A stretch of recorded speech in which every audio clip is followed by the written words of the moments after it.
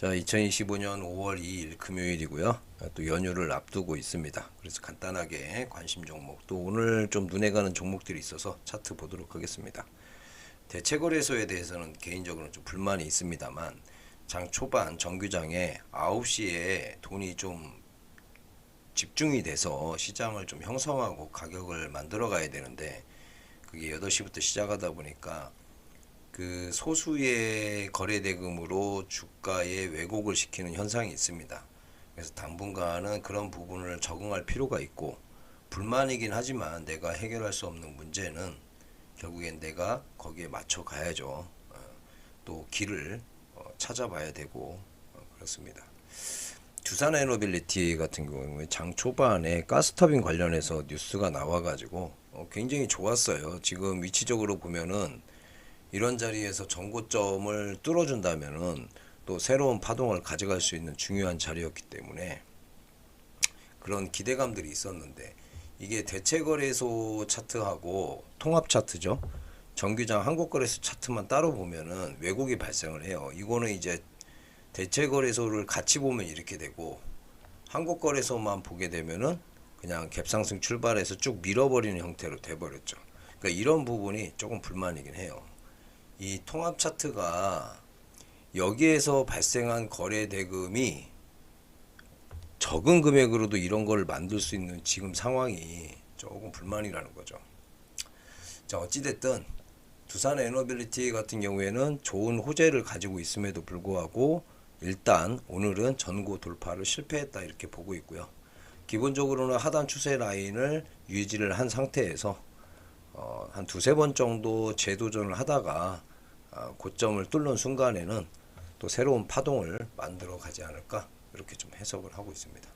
주봉에서 보면은 이렇게 하다가 지금 이런 데서 몇 주간 하다가 돌파하는 그림이 나오지 않을까, 이렇게 판단을 하고 있어요. 대표적으로 삼성증권 같은 경우에도 몇 주간 이렇게 돌파를 못하면서 좀 괴롭히다가 뚫어주는 모습으로 됐기 때문에 두산에너빌리티도 그런 횡보를 가지 않을까라고 판단하고 있고요. 한국거래소 차트로 봐야지. 이거는 예시로 드는 건데, 그 정치 테마주는 개인적으로 이제 재료 소멸로 보고 있어요. 근데 오늘까지는 관심을 두었지만 주가가 오를지 안 오를지는 모르겠지만 저는 개인적으로는 더 이상 관심을 두지 않을 생각입니다. 시간이 한 달 정도 남았는데 그렇게 보고 있고요. 이게 두 종목을 볼 텐데 상지건설을 예시로 드는 거고 위메이드하고 이제 두 가지죠. 근데 이게 주말 동안에 악재 뉴스가 어떻게 보면은 상지건설 같은 경우에는 주말에 악재가 나왔어요.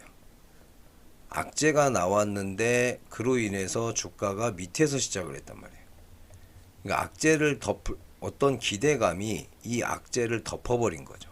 근데 만약에 이게 반대로 주말 동안에 호재가 나왔다면 오히려 더 안 좋았다라고 봐요.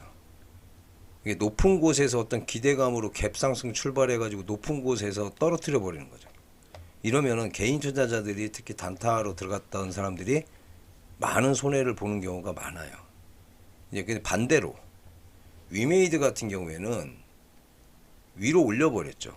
이게 5월 2일 날 그 해킹 관련해 가지고 미믹스 위메이드에서 만든 코인에 대해서 상장 폐지 여부 결정이 오늘 나는 거였는데, 그 전에 보시면 뉴스가 하나 살짝 붙어요. 11시경에 HTS의 뉴스가 하나 붙습니다. 이런 뉴스죠. 나이트크로우 2주년 글로벌 누적 매출 6천억 원 기록. 그러니까 이게 지금 악재가, 예를 들면 상장 폐지 결정을 오늘 하는데 밑에서 시작했더라면 상장 폐지가 안 될 수도 있잖아라는 기대감으로 주가가 올라가는 건데, 반대로 이거는 좋은 호재를 먼저 내보내고 이거를 덮어버릴 만한 진짜 악재가 터져버린 거죠. 그러면 이 악재를 덮을 게 없어요. 지금 이 악재를 덮어서 뭘 할 그런 게 없어요. 그래서 이런 부분을 좀 종목에서 볼 때 이게 꼭 나의 자의적인 해석이기 때문에 어쨌든 저의 관점으로는 두 종목을 그런 식으로 좀 해석을 했습니다. 위메이드 같은 경우에는 지금 신저가의 저점을 이탈하는 이런 형태예요. 단순하게 싸다 해서 매수할 관점이 아니다. 위메이드 같은 경우에는 지금 발생한 악재를 덮을 만한, 호재가 없더라도 이 악재를 덮을 만한 돈이 들어와야 돼요. 돈으로서 이거를 메꿔야 돼요. 그래서 적어도 4만원 위를 안착을 시켜줘야지, 이때부터는 공략을 해도 되지만 지금 자리에서는 너무 불확실성이 강하다라고 해석을 하고 있습니다. 자, 관심 종목으로 첫 번째는 드림 시큐리티.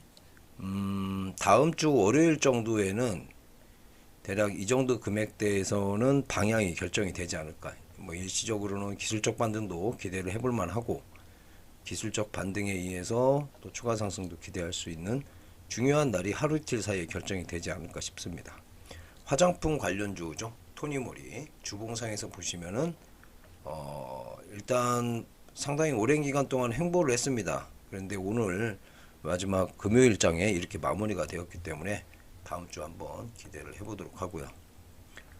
오늘 금양 그린 파워를 좀 주시를 하고 있었어요. 근데 좀 이게 아쉬운 점이 뭐냐면은, 우리가 주가의 캔들과 가격, 이동평균선이라는 것은 평균 가격이죠.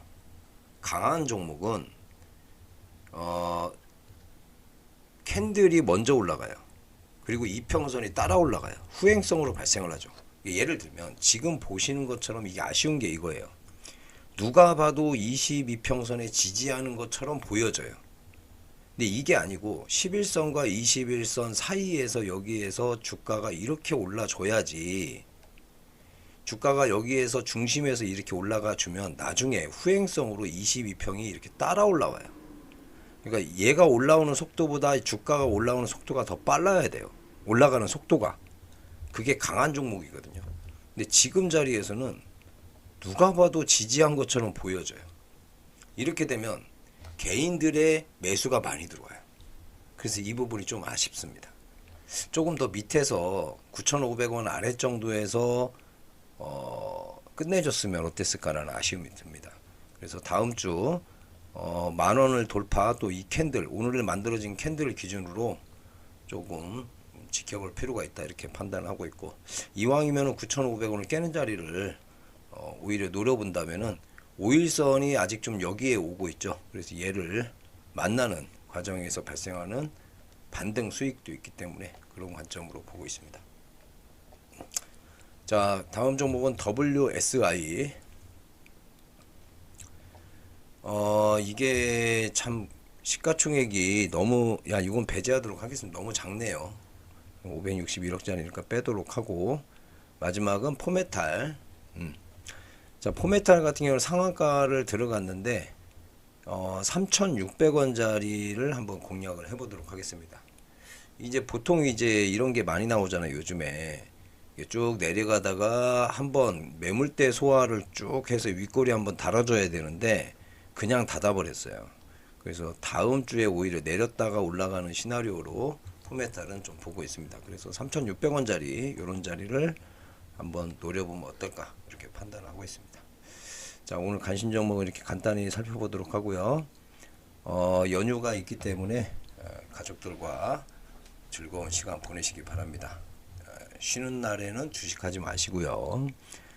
저도 저희 시골에 가서 열심히 삽질을 좀 해야 될 것 같습니다. 다음 주에 뵙도록 하겠습니다.